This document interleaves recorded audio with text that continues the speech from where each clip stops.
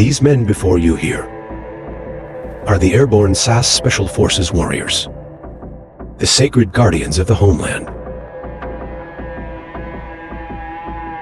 One of the most special forces, the most elite in the world. They serve as a role model for many units around the world, learning and following.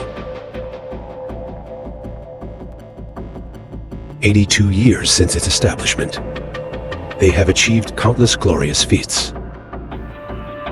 From World War II to the anti-terrorist operation, to the hostage rescue at the Iranian embassy in London.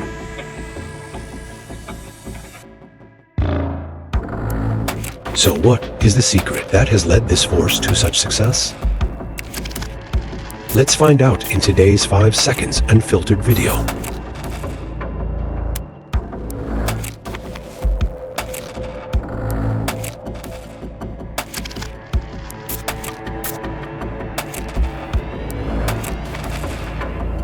Against the historical tide at 11:30 a.m.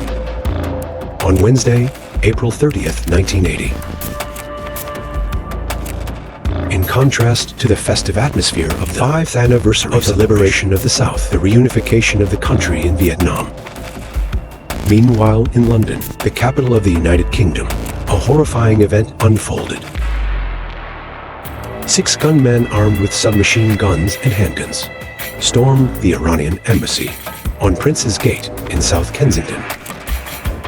They seized a total of 26 hostages, including embassy staff, tourists, and a police officer on duty. The terrorists demanded the release of prisoners in Khuzestan. Simultaneously, they demanded safe passage out of the UK. If not met by noon on May 1st, they threatened to detonate the embassy and kill all hostages.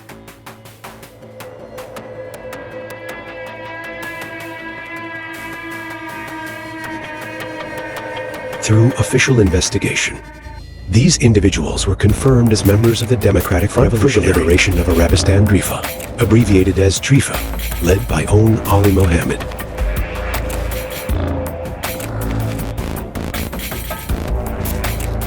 This is an organization comprising Arabs in Iran, advocating for the establishment of an autonomous state in the southern region of the Iranian province of Khuzestan. This region is the homeland of the Arabic-speaking minority community.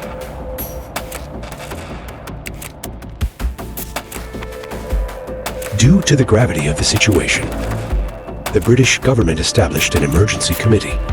They notified the Iranian government and proposed coordinated resolution efforts. But the response was just a shake of the head, even accusing the UK of colluding with the US to sponsor the attack, to retaliate for the ongoing hostage crisis in Tehran. Due to this lack of cooperation, Prime Minister of the UK, Margaret Thatcher, decided to resolve the terrorists in the British way.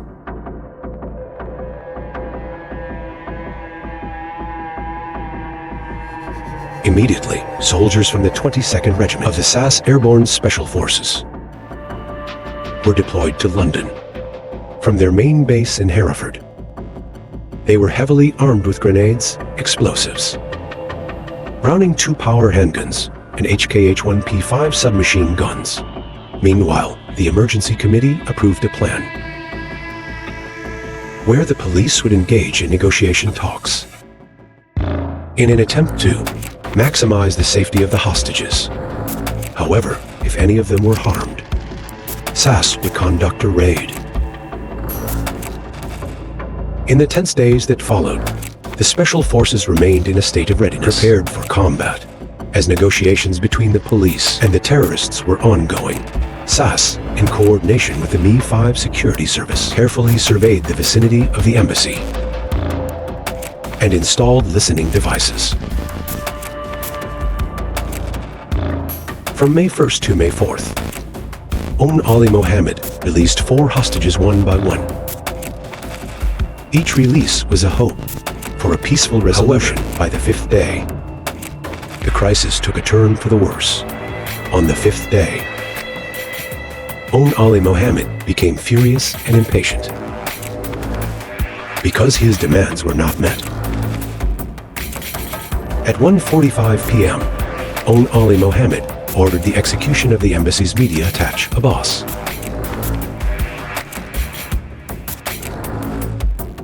His body was thrown outside along with a threat that the gunmen would kill all remaining hostages within the next 30 minutes if their demands were not met. This action by the terrorists officially put an end to any efforts to resolve the crisis through peaceful means. The rescue operation was handed over to the SAS with the approval of Prime Minister Thatcher. According to the plan, the Special Air Service units at the scene were divided into two teams, the Red Team and the Blue Team. Each team had different tasks. The Red Team would infiltrate floors 3, 4, and 5 from the roof, while the Blue Team would sweep the basement, floors 1 and 2. The key here is that both teams had to storm simultaneously to ensure the element of surprise and the safety of the hostages to the maximum extent.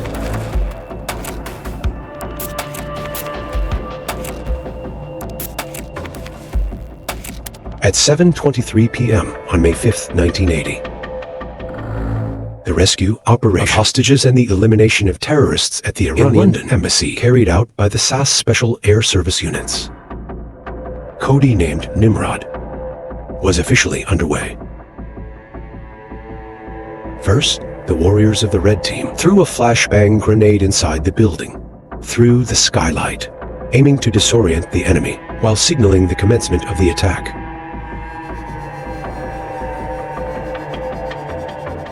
As the grenade exploded, 4 members of the Red Team rappelled down to the 3rd floor. This process did not go smoothly, as one of them got stuck, preventing teammates from breaking the window with explosives for fear of injuring him. Instead, they had to shatter the glass, and eventually they successfully entered. The flashbangs thrown ignited the curtains, and flames reached the gas mask of the team leader, Tommy Palmer, forcing him to remove it despite the gas in the air. Inside, the Special Forces discovered a terrorist trying to literally add fuel to the fire, intending to burn them to ashes. Captain Palmer quickly raised his MP5 and squeezed the trigger, ready to claim the first life of the mission. However, his misfortune was providing an opportunity for the terrorists to rush out quickly pursued him, and Palmer gave him a bullet to the head.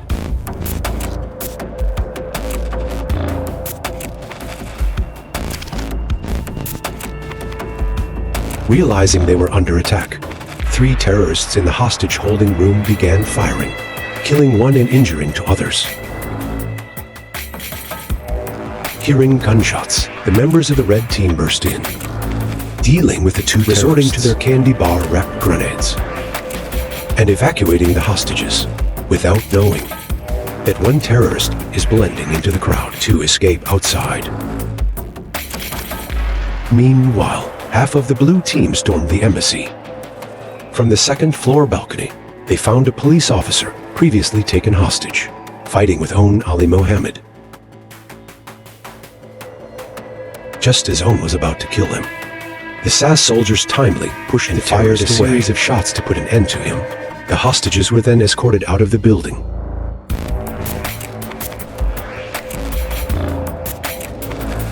Through the rear courtyard. During the evacuation, Sergeant Winner spotted a terrorist playing Among Us with a grenade in hand, ready to detonate. Fearing the explosion might harm the innocent, Winner used his gun to strike the terrorist and knocked him down the stairs. As he fell sprawling on the floor, 2 of Winner's teammates quickly fired. Showing no mercy, they swiftly helped the terrorist reunite with his comrades.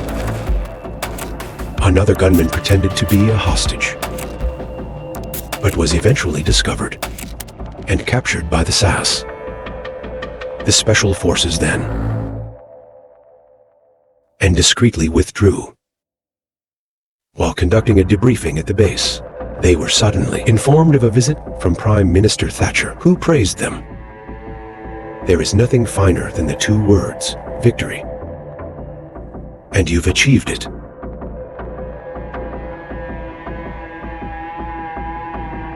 So, in just 17 minutes, 30 SAS Special Forces killed 5 terrorists, captured 1, rescued almost all the hostages, with the only casualty being 1 surplus soldier.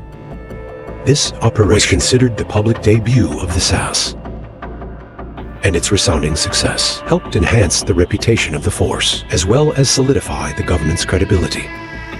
Beside that, the Nimrod campaign is highly regarded by many experts as an exemplary example worthy of inclusion in textbooks on counter-terrorism tactics employed by special forces. Returning to the main content, alongside the remarkable achievement in London we just mentioned, the Special Airborne Forces have achieved many other successes worthy of the title as one of the most elite units in the world. An outstanding example can be cited as in Oman from 1954 to 1959. The SAS was deployed to carry out an assault on the rebels' stronghold in the Jebel Akhdar Mountains. After a diversionary attack to mislead the enemy, SAS warriors approached the target and swiftly subdued the rebel forces. Thanks to this operation, the British assisted their allies in maintaining and consolidating the of said bin Timer's government in the kingdom. Moving on to the year 2000, the SAS carried out a mission to rescue military personnel captured by the paramilitary group known as the West Side Boys. After gathering intelligence, they infiltrated the rebels' base. From 2 Chinook and Mi-24 helicopters, they quickly rescued the hostages while eliminating the enemy, though not an easy battle. In the end, the mission was successful, and all hostages were safely rescued.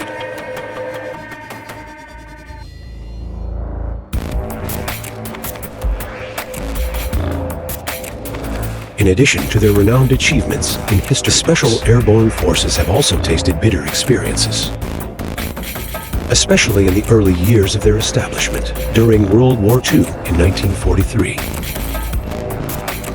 The SAS undertook the tree jump operation with the mission to destroy the Brenner Pass railway line.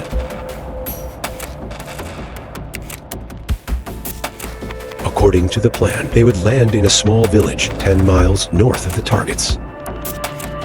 However, the village had been set on fire by Axis forces. To reinforce their unit, the SAS withdrew southward, where they unexpectedly found themselves surrounded by German forces and were forced to surrender.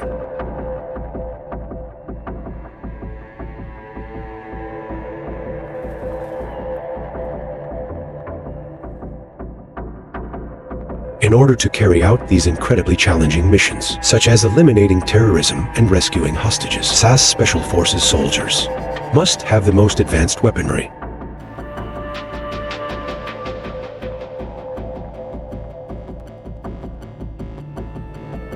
As a special force, in addition to standard weapons used by the Royal Army of the United Kingdom, these airborne special warriors also have access to a variety of different firearms compared to regular infantry.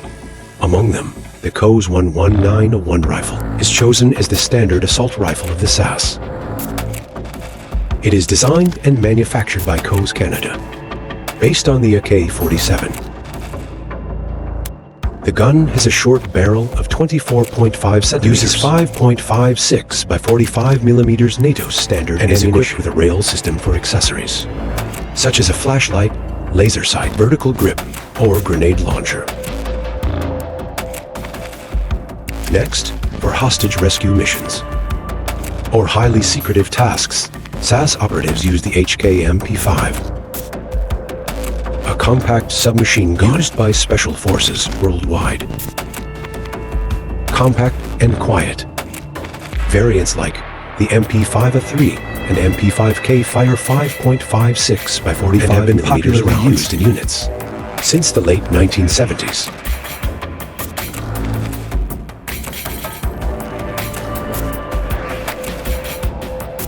Regarding sidearms, the SAS is equipped with various models, such as the Browning 2 Power, Glock 17,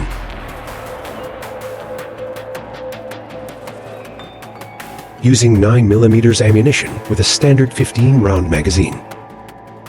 However, Special Forces operatives often use 20-round magazines for this firearm when conducting counter-terrorism activities.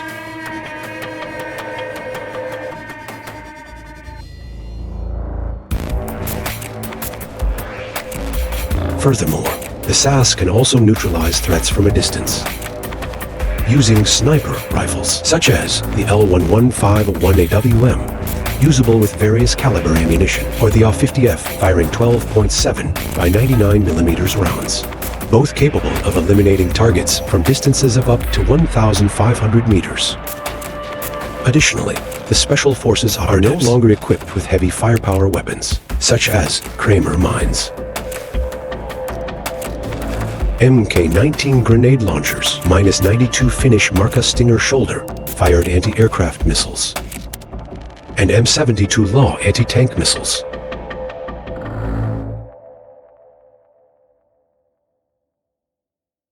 Although possessing an arsenal no less than that of Russia or the United States to achieve victories, the human factor is crucial.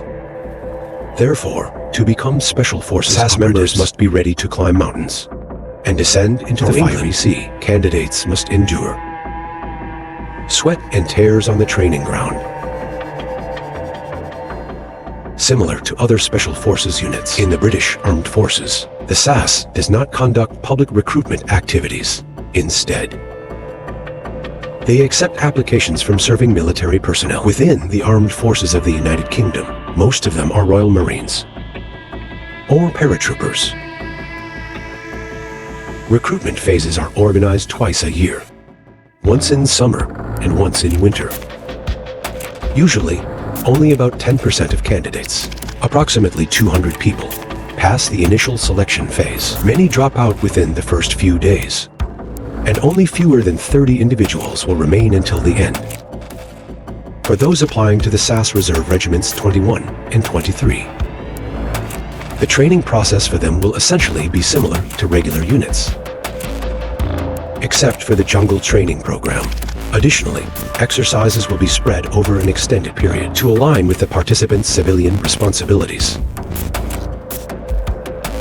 In October 2018, the SAS recruitment policy changed to allow women to become members for the first time. 3 years later, by August 2021, 2 women had successfully passed the initial selection phase and met the qualifications to undergo full training.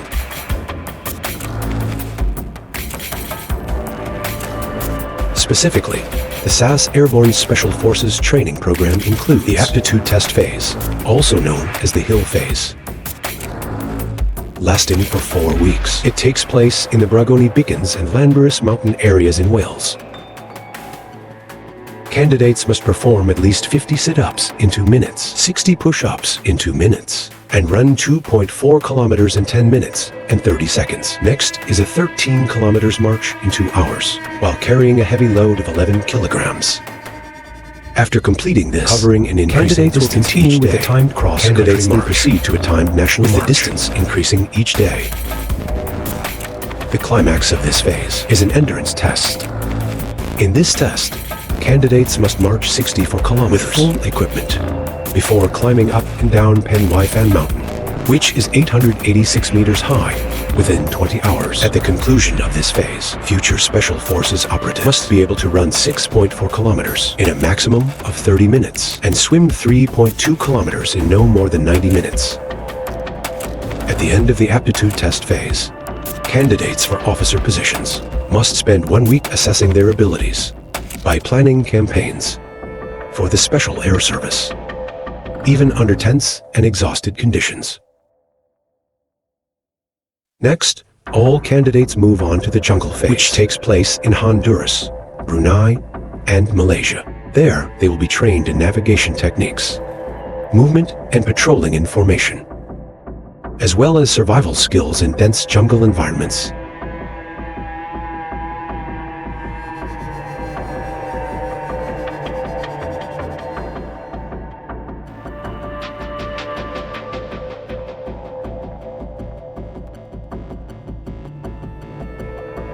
After becoming jungle specialists, SAS candidates return to the UK to receive training in tactical planning, using foreign weapons, survival in combat, and infiltration and exfiltration skills.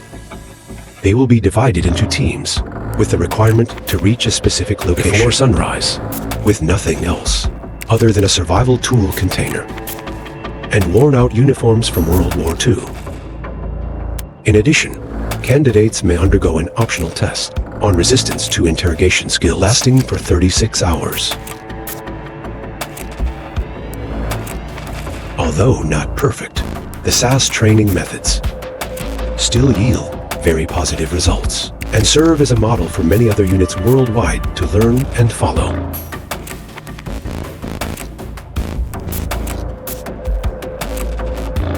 Completion of the rigorous and arduous training process, the Special Forces now possess the full qualifications to stand in the elite ranks of the combat force. Specialized airborne units can be assigned to teams within the regular units, such as the 22nd Battalion, or as reserve units, the 21st and 23rd Battalions, where the 22nd SAS Regiment is stationed.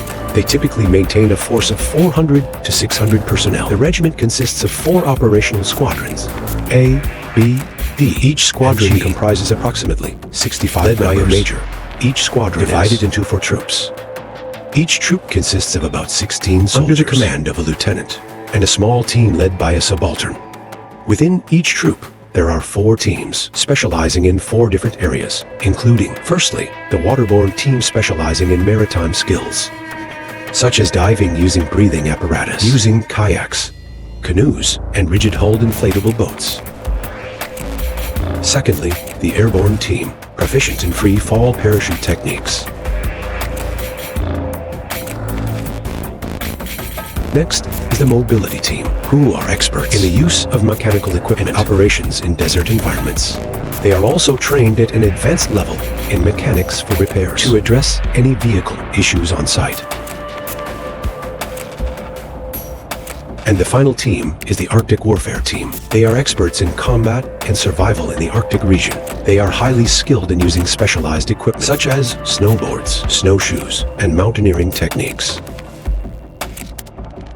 During peacetime, the 4 squadrons of the 22nd SAS Regiment typically operate on a rotational basis, so that when one squadron is engaged in counterterrorism duties within the country, the 2nd squadron will be in the deployment phase. The 3rd squadron is placed on standby for immediate deployment, while the 4th squadron undergoes long-term training abroad. With the 1st squadron playing a counterterrorism role, 2 out of its 4 troops must remain on standby 24/7 at the main base located at Helford-Biden Hill, while the remaining 2 troops conduct training and exercises across the United Kingdom. However, they must always be ready for operational deployment if the need arises. This operational approach is believed to assist airborne special forces in avoiding being caught in a passive position, while allowing units to easily support each other when necessary. So, information on the operational structure of the United Kingdom's Airborne Special Forces, SAS, concludes today's video. Between this unit and other renowned special forces organizations such as Russia's Alpha, the US Delta Force, or Poland's Grom, in your opinion, which is the most elite force? Let 5S Unfiltered know your thoughts in the comments section below.